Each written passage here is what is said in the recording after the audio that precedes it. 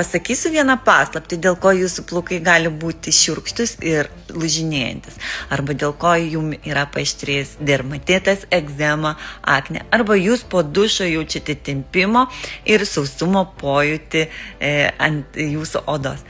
Viskas dėl to, kad yra chloras ir kalkės. Netgi dėl to, kad jų nuosėdas lieka ant mūsų plaukų, mūsų odos, netgi dėl to įsigeria prasčiau jūsų priemonės. Taigi, jeigu jūs matote šiuos simptomus, tai jeigu jūs matote kalkę savo virtuvinėse prietaisuose, o galbūt net visą apkalkėjusią sienelę, tai ne ženklas, kad jums laikas imti priemonių ir jas tiesiog nuvalyti. Turėkite omeny, visa tai nusėda ant jūsų odos ir plaukų. Jūs niekada neturėsite sveikų, gražių plaukų, jeigu nesusitvarkysite visų pirma vandens, su kuriuo jūs prausėte save, o galbūt ir net gerite. 10 minučių chloruotame vandenyje maudynės tolygias 8 stikliniam vandeniu su chloru išgėrimo. Tai kad koks to sprendimas? Tiesiog nusipirkite filtrus.